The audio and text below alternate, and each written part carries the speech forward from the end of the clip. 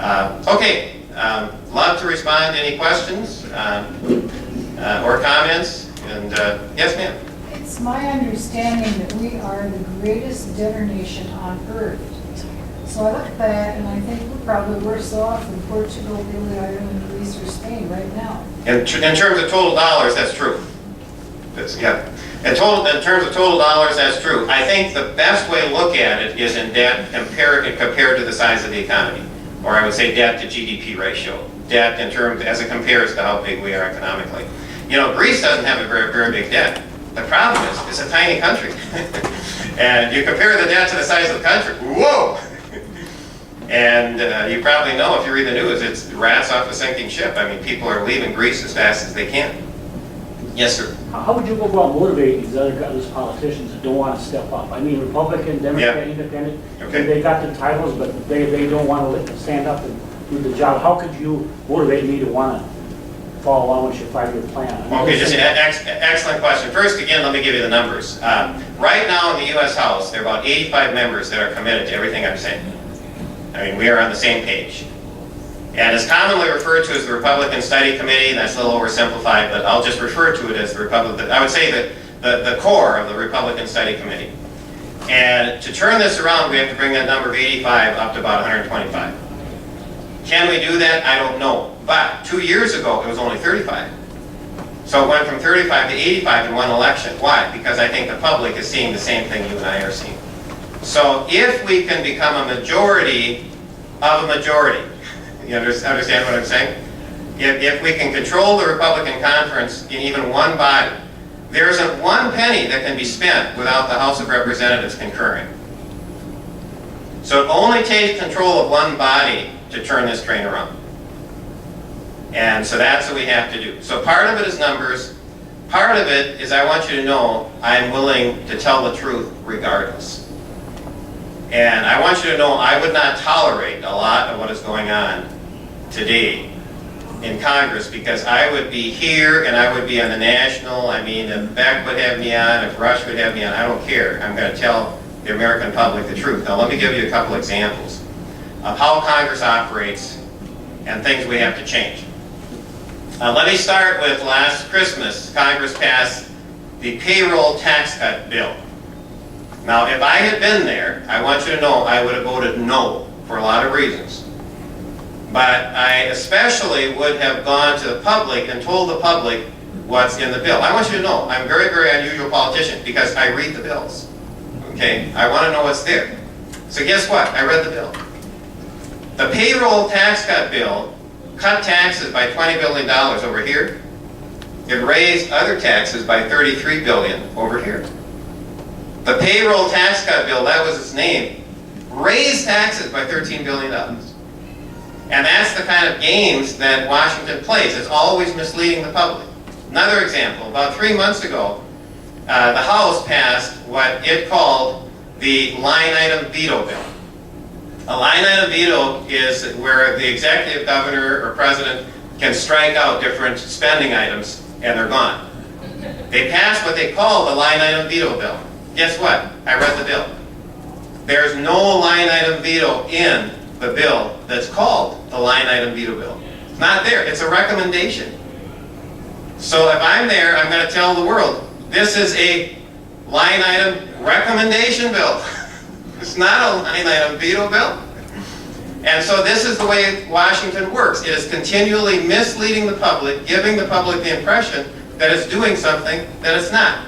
So your elected officials can go home and say, hey, I voted for the line item veto bill. They didn't bother to tell us that there is no line item veto.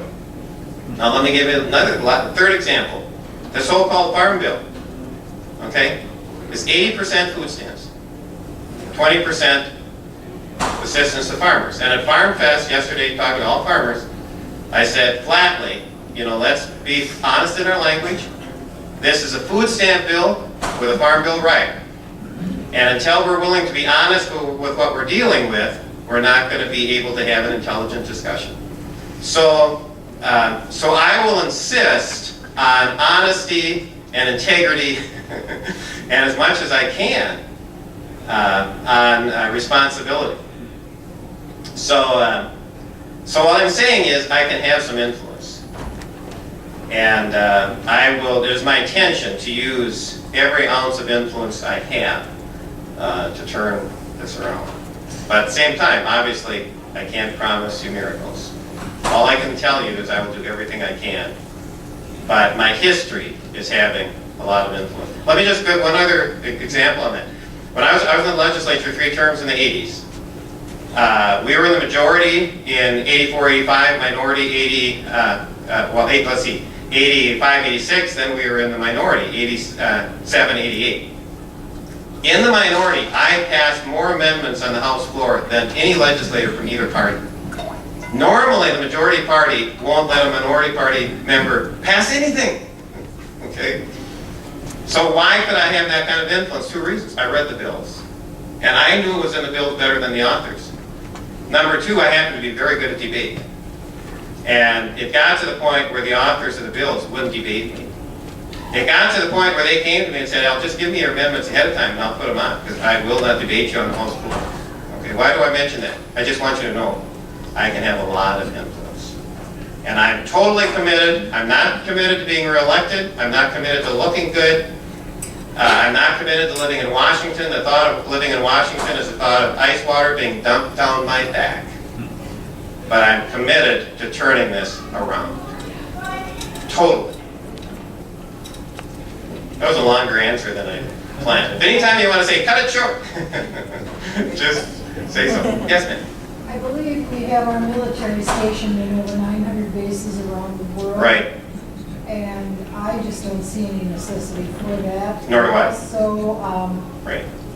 how do you feel about all this foreign aid we give so much that goes to rogue nations that hate our guts? We don't have, okay, 2 very good questions. One is, do we need to have, it's a little less than 900 military bases, I think, but I can't give you the exact number. Many things I can, but I think it's a little less than 900. Do we need close to 900 military bases around the world? We do not. Do we need some? Yes. Do we need 900? No. And then the second question was, remind me. Foreign aid. Foreign aid. Nations that hate our guts. Partly is, when we set the limit on how much we can spend, then everything has to be defended as being more important than something else. Is foreign aid going to fare very well in the debate on priorities? I don't think so. But for me, the bottom line is you have to set the limit. And I want to be very frank, I'm not as concerned about where the money goes, although I am concerned.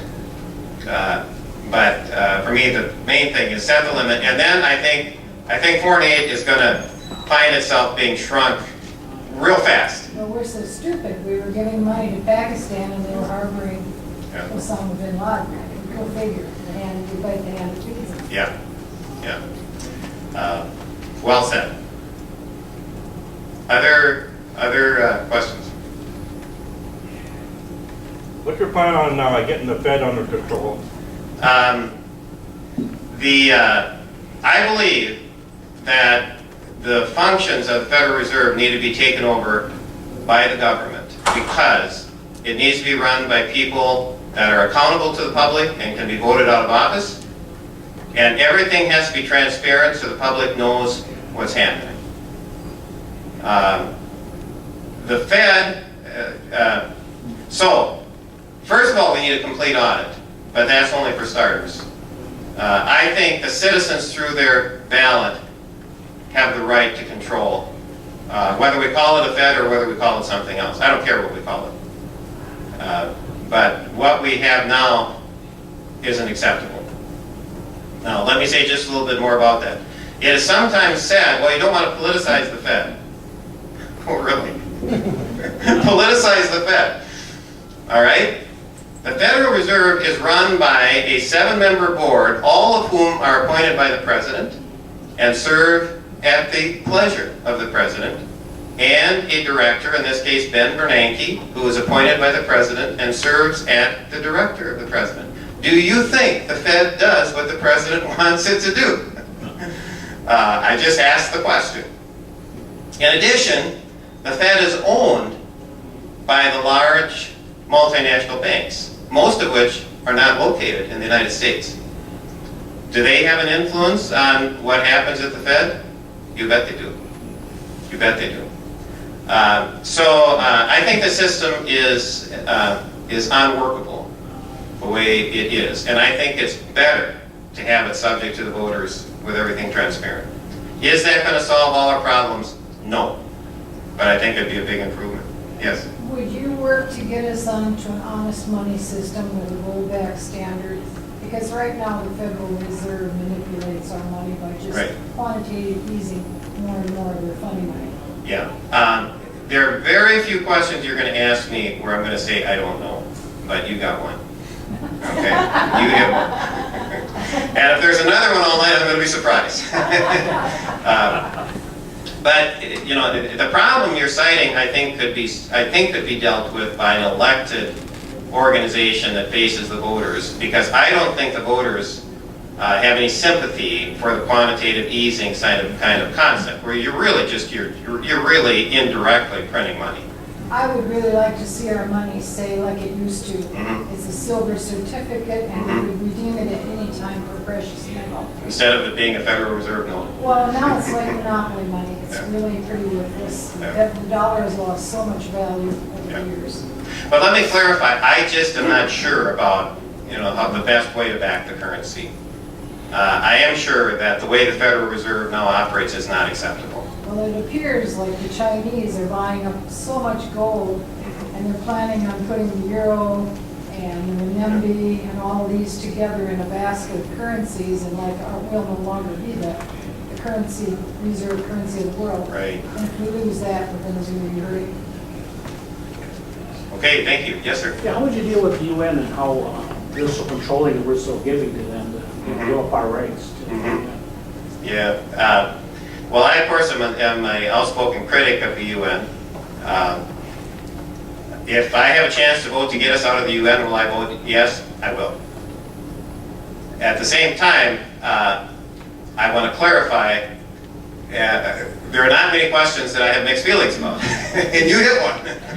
And the reason I say that is because if we get out of the UN, we give up our veto power on the Security Council. And so we give up a fair amount of control we have. So it is, I mean, this for me is, but if I had a vote to, you know, just get out, I would vote aye. I think that is the better choice, but, you know, there are two sides to it.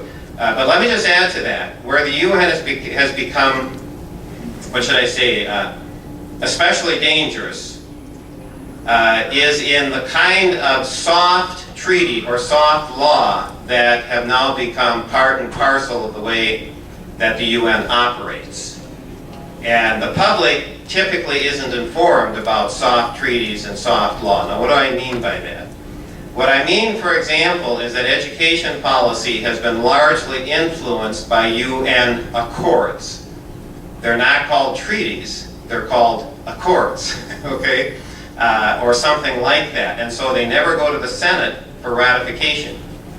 But there have been two UN education treaties. The first one's called Education for All, and then the second one is an update of Education for All. And if you want to read my book, well, actually I have two books dealing with this. One is called Fed Ed, the New Federal Curriculum and How It's Enforced, and then I go into detail in my book, America's Schools, Battleground for Freedom. And in there I show how federal education policy has been largely shaped by these UN accords. And I have a direct quotation from a Secretary of Education serving under George W. Bush, speaking at the UN, saying, "No Child Left Behind" is consistent with the UN Education Accord, Education for All. Well, of course it's consistent with it. It's largely modeled after it.